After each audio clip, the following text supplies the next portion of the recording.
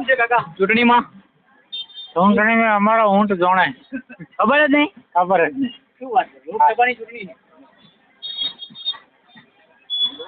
ચૂંટણીમાં શું છે ખબર આમાં કેવું લાગે? અત્યારે હાલને નહીં કે રૂપાલા હા મેન વિરોધ. બરોબર વિરોધ હેડે છે જો તમને કહું. આ તમને ચોખ્ખું કહું અહીં એના માટે કોક જો કઈ નરમતા કોઈ પડે તો બરોબર છે ને આમાં ચૂંટણીનો મુલ્લકથી બેસી રહ્યા બધા.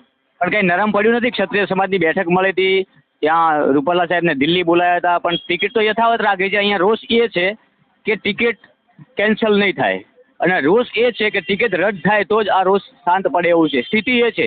અત્યારે ઘણા બધા લોકોના રિવ્યુ લીધા તો ભાજપ કે નરેન્દ્ર મોદીનો કોઈ વિરોધ નથી કરતો, પણ બીજો રૂપાલાનો વિરોધ કરે, બીજા કોઈનો કરતા નથી.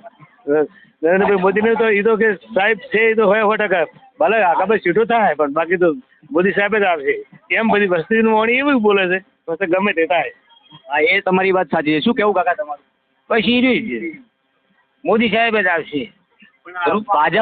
ભાજપનો કે મોદી સાહેબનો વિરોધ નથી? ના, ભાજપનો વિરોધ નહીં, મોદી સાહેબનો વિરોધ નહીં કોઈ. 1000 રૂપાલા બોલે એવી પ્રશ્ન છે. પણ આવું બોલવું પણ ના જોઈએ ને. ક્ષત્રિય સમાજ છે ત્યારે તો આ દેશ ટકી રહ્યો છે. ક્ષત્રિય સમાજે આ દેશને ઘણું બધું આપ્યું છે, તેમ છતાં ક્ષત્રિય સમાજની અવગણના કરવામાં આવતી હોય. આડા થોગે ને આ ગાયું જેમ મરે ને અહીંયા ક્ષત્રિય સમાજ આડો થાય છે, બીજું કોઈ થતું નહીં. 100%ની વાત છે ને. બોલવામાં બહુ ખ્યાલ રાખવો પડે. આ તો સારું, આ તો મને તો ખબર નહીં પડે, પણ હવે બોલ્યા ને તો આમ સંભળાયું તાર ખોટું બોલ્યો. ખોટું ના બોલાય, વિચારીને બોલવું પડે.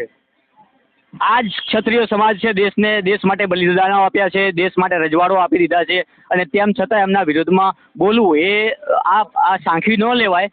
પરંતુ તેમ છતાં અત્યારે લોકસભાની ચૂંટણી છે એટલે કહી શકાય કે જે પ્રકારે ક્ષત્રિય સમાજનો જે રોષ છે એ રોષ યથાવત છે આજે પણ. હાલની સ્થિતિ પ્રમાણે એવું લાગે છે કે આગામી સમયમાં જો હજુ 15 તારીખે ફોર્મ ભરવાના બાકી છે, ત્યાં સુધી કદાચ રદ ના થાય તો આ રોષ યથાવત રહેશે. તો ખાસી થાય એવું લાગે છે. 26 સીટો નહીં આવે? ના, એમાં તમારે લખી રાખવાનું. નહીં આવે, નુકસાન પડી જાય. કેટલી અસર પડશે? બહુ અસર પડશે, કારણ કે પરસોત્તમ રૂપાલા જે બોલ્યા છે ને આ ના બોલવું જોઈએ. બધા જિલ્લામાં અસર તો પડશે જ.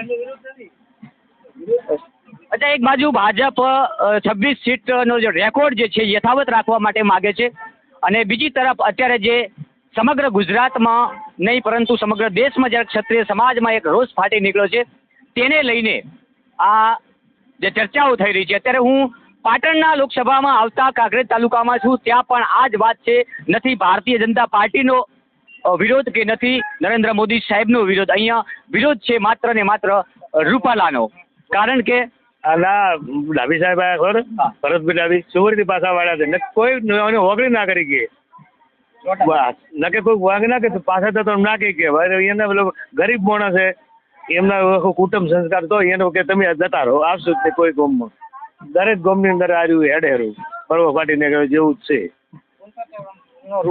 પુરુષોત્તમ રૂપાલાનો અમે વિરોધ કરીએ છીએ, ભાજપનો વિરોધ નથી કરતા. ચોક્કસથી માત્ર ને માત્ર પુરુષોત્તમ રૂપાલાનો વિરોધ યથાવત છે. અહીંયા પાટણ લોકસભામાં મજબૂત પ્રભુત્વ ધરાવતા બે ક્ષત્રિય સમાજના ચહેરાઓ ભાજપમાં અને કોંગ્રેસમાંથી ઉમેદવાર છે, પરંતુ અહીંયા જે વિરોધ થઈ રહ્યો છે એ ક્ષત્રિય સમાજ દ્વારા વિરોધ થઈ રહ્યો છે પુરુષોત્તમ રૂપાલાનો, અને એ વિરોધને લઈને કદાચ આ 26 સીટનો રેકોર્ડ તૂટી શકે છે.